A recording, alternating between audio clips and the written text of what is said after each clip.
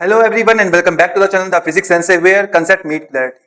Previous videos lecture के अंदर हमने टाइप ऑफ लेंसेज और उनके रे डायग्राम्स के बारे में स्टडी किया था। आज उसी लेक्चर को आगे बढ़ा तो एक छोटा सा टॉपिक है, that one is power of a lens. मतलब किसी लेंस की पावर क्या होती है उसकी हम बात करेंगे।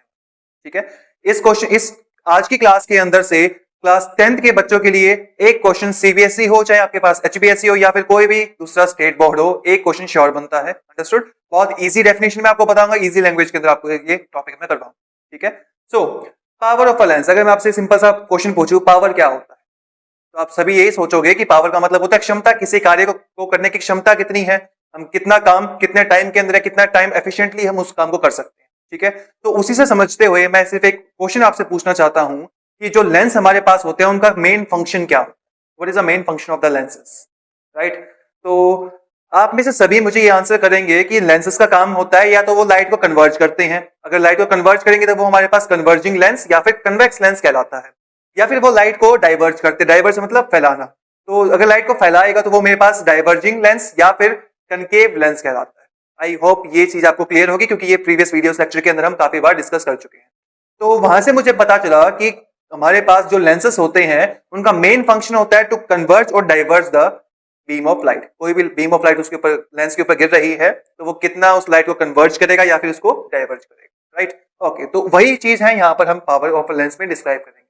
तो power of a lens easy language में क्या होता है? It is ability of lens, it is ability of lens to converge the beam of light. सबसे easy definition power of lens की क्या होती है? एबिलिटी ऑफ लेंस मतलब किसी लेंस की क्षमता कि वो लाइट को कितना कन्वर्ज कर पा रहा है, कितना पास में फोकस कर पा रहा है। के लिए मैं लिख देता हूं, कन्वर्ज का मतलब है कितना पास में फोकस कर रहा है, कितने पास में वो उस लाइट को फोकस कर पा रहा है। तो इस चीज को समझने के लिए एक एग्जांपल लेते हैं, राइट? द एग्जांपल बीइंग, मान लेते हैं मेरे पास दो लेंसेस हैं, से these are our two lenses, this is lens L1, this is lens L2, right? Okay, आप सभी को दिख रहा होगा कि जो मैंने यहाँ पर लेंस L1 बनाया है वो लेंस L1 थोड़ा थिक है as compare to the lens L2। Lens L2 के मुकाबले जो लेंस L1 है वो थोड़ा थिक है, राइट? ओके, एक सिंपल सा क्वेश्चन का मुझे आंसर दीजिए। क्या मैं कह सकता हूं जो लेंस मेरे पास थिक होगा मतलब मोटा लेंस होगा, वो लेंस जो है उसकी जो रेडियस ऑफ कर्वेचर है या फिर जो फोकस है वो कम मिलेगी? क्या ऐसा बोलना बिल्कुल सही है? इसको समझने के लिए एक एग्जांपल लेते हैं। मान लीजिए मेरे पास एक तो क्रिकेट बॉल है और दूसरी तरफ मेरे पास बास्केटबॉल है। अगर आप क्रिकेट बॉल को देखोगे तो वो छोटी होती है और basketball as compare to the cricket ball काफी बड़ी होती है, राइट? अब एक लेंस आपके पास क्रिकेट बॉल के साइज का है, एक लेंस आपके पास किस साइज का है? क्रिकेट बॉल के साइज का। और उतने ही साइज का मैं बास्केटबॉल के कर्व वाले पार्ट से एक लेंस बना रहा हूं, राइट? तो मानिए ये जो लेंस है वो क्रिकेट बॉल से बनाया गया है, मतलब उस साइज का बनाया गया है, और ये वाला कर्वेचर यूज किया मैंने कौन सा? बास्केटबॉल वाला, राइट? तो मुझे बताइए कि इन दोनों में से रेडियस किसकी छोटी मिलेगी, किसका रेडियस कम मिलेगा? तो आप सभी मुझे आंसर करेंगे कि सर जो क्रिकेट बॉल है उसका जो रेडियस है वो छोटा मिलेगा, तो L1 का जो रेडियस है वो छोटा है as compare to the lens L2। इसको समझने के लिए ऐसे भी देख सकते हो कि मैं यहाँ पर इसको कंप्लीट स्फीयर बनाना चाहूंगा तो स्फीयर कुछ ऐसा बनेगा, और इस साइड में बनाना चाहूंगा तो आई गेस ये जो स्फीयर बनेगा कुछ इस तरह से बनेगा, राइट? इसका रेडियस इधर मिलेगा, इसका रेडियस यहाँ कहीं मिलेगा। तो समझाने के लिए इसको आप उस साइड में कंसिडर करना ताकि आपको रेडियस या फोकस का अंदाजा हो जाए, राइट?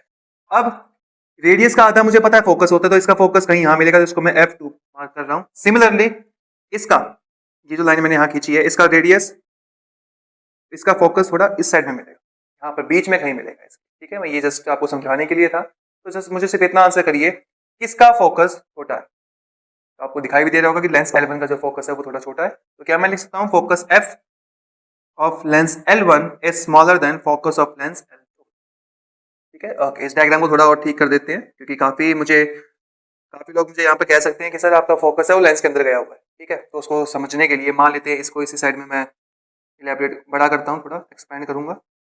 ओके, तो ये इस तरह से कुछ शेप बनेगी आपके पास, या सिर्फ ये सोचिए कि यहाँ पर एक स्फीयर रखा हुआ है एक और। ठीक है, तो उसका जो सेंटर है वो यहाँ कहीं मिलेगा। ठीक है, ये इसका रेडियस ऑफ कर्वेचर, इसका आधा कहीं इस पॉइंट पे ले लेते हैं। ठीक है, तो वो क्या बनेगा? इसका फोकस F2।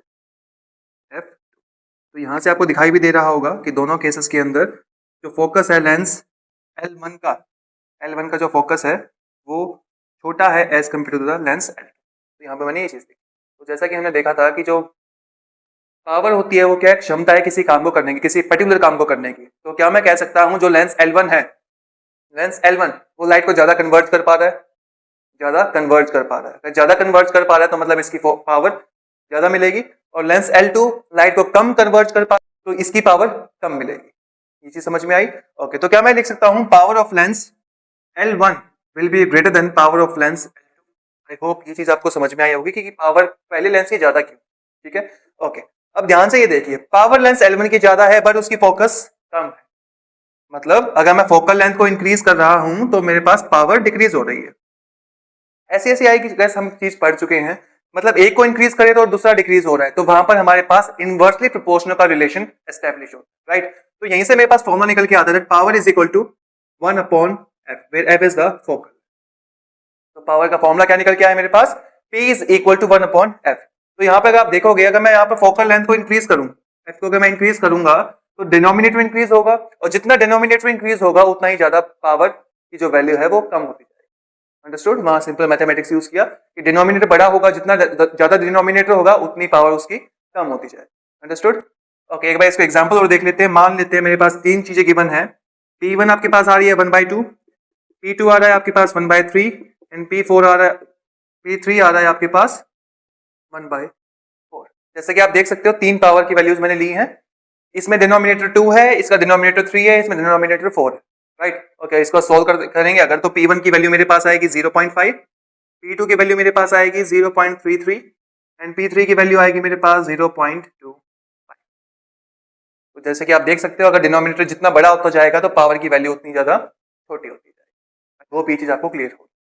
ओके, तो मैं ये रब कर देता हूँ, थोड़ा स्पेस बनाते हैं और उसके बाद आगे जानते हैं कि पावर का हमारे पास न्यूमेरिकल्स में कैसे यूज हो, और लेंसेस में पावर को हम कैसे याद करेंगे, किसकी पावर पॉजिटिव होती है, किसकी पावर नेगेटिव होती है। ठीक है, ओके। जितने भी आपके पास फॉर्मुलाज आएंगे उन सभी के अंदर कुछ एक इंपॉर्टेंट बात होती है, उसको आपको ध्यान से देखना है। पावर का फॉर्मुला मैंने अभी बताया 1/f। अब आपको पता है जो लेंसेज होते हैं उनकी जो फोकल लेंथ है वो डिफरेंट यूनिट के अंदर हम मेजर करते हैं, मतलब मीटर के अंदर भी हो सकती है, सेंटीमीटर के अंदर भी हो सकती है, राइट। तो यहाँ जो फोकल लेंथ मैंने f ली है वो f में गिवन है। अगर आपके पास फोकल लेंथ मीटर में गिवन है तो आप 1/f उसको करो, अगर मीटर में गिवन है तो 1/f करेंगे। एक और चीज अगर आपको पता है कि 1 metre is equal to 100 centimetre, अगर मैं 1 सेंटीमीटर की वैल्यू यहां से निकाल लूं तो वो क्या होगा, डिनोमिनेटर में 100 आएगा तो 1/100 मीटर, 1/100 मीटर। अगर इस टर्म को मैं यहाँ यूज करूंगा तो मेरे पास फॉर्मूला बनता है 100/f का, और यहाँ फोकल लेंथ आपकी किस में होगी, सेंटीमीटर। तो पावर का हमारे पास मेन फॉर्मूला है 1/f जब फोकल लेंथ मीटर के अंदर हो, और 100/f जब फोकल लेंथ सेंटीमीटर के अंदर। आई होप यहां तक आपको कोई कंफ्यूजन नहीं है। okay. अब जो भी कॉम्पिटिशन की तैयारी कर रहे हैं उनके लिए एक और फॉर्मूला है जो हम यूज करते हैं, that power is equal to 1/f। ये चीज हमें पता है, ठीक है, ओके। अगर मैं आप सभी को लेंस फॉर्मूला याद हो, जो मैंने सीरीज या आपकी जो प्लेलिस्ट नंबर 1 है उसके अंदर मैंने करवाया था, तो 1/f अगर लेंस फॉर्मूला याद है तो वहां पर मैं लिखा था 1/f is equal to 1/v minus 1/e, right. अगर पावर को भूलोगे तो वो क्या है मेरे पास, एक लेंस फॉर्मूला है। लेंस फॉर्मूला क्या होता है, 1 upon focal length is equal to v, 1/v is what, reciprocal of image distance minus 1/u, where u is the reciprocal of object distance, right. तो ये क्या होता है मेरे पास, लेंस फॉर्मूला। तो लेंस फॉर्मूले को मैं किसके इक्वल लिख सकता हूँ, पावर p के इक्वल लिख सकता हूँ, ठीक है। और जो भी क्लास 12th की मुझे देख रहे हैं या फिर जो कॉम्पिटिटिव की तैयारी कर रहे हैं स्पेशली, उनके लिए एक और फॉर्मूला है, दैट इज वो होता है हमारे पास mu minus 1 times 1/r1 minus 1/r2। Understood? ये फॉर्मूला किस चीज के लिए होता है, लेंस मेकर फॉर्मूला होता है। Actually this is what our lens maker formula, ये हमारे पास लेंस मेकर फॉर्मूला है, ठीक है।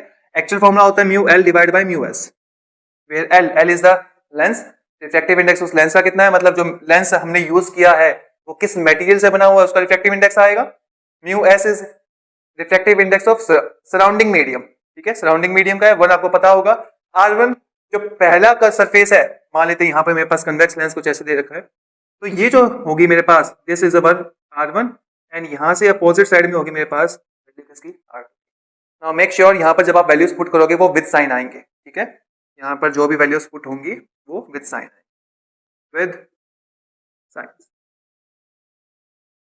Got it. ओके, अब फर्दर मूव करते हैं हमारे एमसीक्यूज के अंदर। जो एमसीक्यूज में यहाँ से क्वेश्चन बनते हैं एक बार उनको और देखते हैं। आप सभी को पता है अगर मैं कन्वेक्स लेंस की बात कर रहा हूँ, इसकी कन्वेक्स लेंस की, तो उस केस में जो फोकल लेंथ होती है वो हमेशा पॉजिटिव होती है।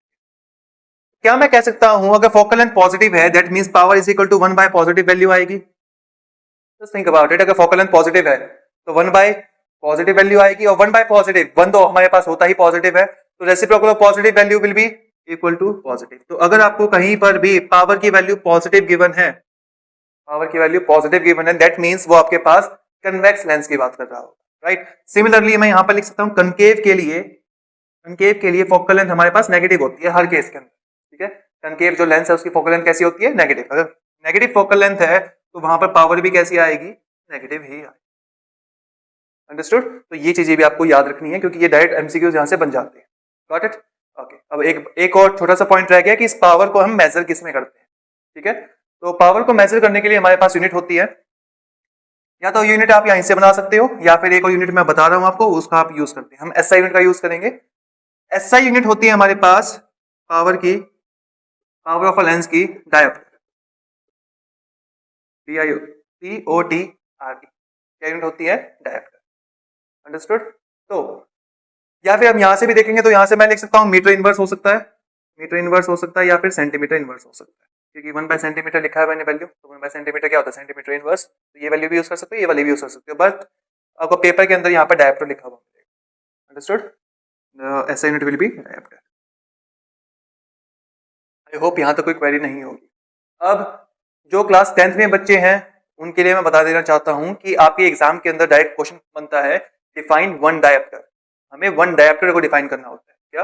डिफाइन, आपको क्वेश्चन बनेगा यहां से define one dioptre. One dioptre को आपको डिफाइन करना है, ठीक है। तो वन डायोप्टर को कैसे डिफाइन करेंगे उसके लिए देखते हैं। क्या मैं लिखता हूं power is equal to 1 by focal length in metre? Just think about it. अगर मुझे यहाँ पर पावर की जगह 1D चाहिए, 1D मतलब वन डायोप्टर चाहिए, तो क्या मैं अगर लेफ्ट हैंड साइड में मेरे पास 1 है तो क्या मुझे राइट हैंड साइड में 1 बनाना पड़ेगा? क्योंकि इक्वालिटी का साइन तभी आ सकता है जब दोनों तरफ हमारे पास सेम चीजें हो। तो यहाँ क्या लिखूंगा? 1 बाय 1 लिखूंगा, 1 किसके अंदर? मीटर के अंदर। तो यहीं से हम इसकी डेफिनेशन बनाते हैं। किसी भी लेंस की पावर 1 डायोप्टर कहलाएगी कब? जब उसकी फोकल लेंथ कितनी हो? 1 मीटर। इसको अगर इंग्लिश में कन्वर्ट करना चाहेंगे तो वो मेरे पास रहेगा 1 diopter will be equal to the power of a lens whose focal length is 1 meter. Repeating again, 1 diopter is defined as the power of a lens. 1 diopter को डिफाइन किया क्या? पावर ऑफ अ लेंस जिसकी focal length कितनी हो? 1 metre. I hope यहां तक आपको कोई क्वेरी नहीं होगी। स्टिल अगर आपके माइंड में कोई क्वेरी हो, कहीं पर आपको कंफ्यूजन हो रहा हो, तो आप कमेंट बॉक्स में लिख सकते हो, मैं उसका आंसर जल्दी से जल्दी करने की कोशिश करूंगा। Understood? So that was all about the power of a lens and I assure you कि आपको इस वीडियो के बाहर से पावर से रिलेटेड कोई भी क्वेश्चन कहीं से भी देखने को नहीं मिलेंगे। यहाँ पर जितने कंसेप्ट थे पावर रिलेटेड, बेसिक से लेके एडवांस तक, एक्चुअली ये जो फॉर्मूला आप देख रहे हो वो एडवांस लेवल के अंदर आता है, ठीक है। ओके, तो बेसिक से लेके एडवांस तक जितने भी क्वेश्चन थे वो सभी आपको क्लैरिफाई हो गए होंगे। एंड स्टिल कोई डाउट हो तो आप मेरे से पूछ सकते हैं। तो मिलते हैं नेक्स्ट वीडियो के अंदर, तब तक के लिए thank you and have a good day.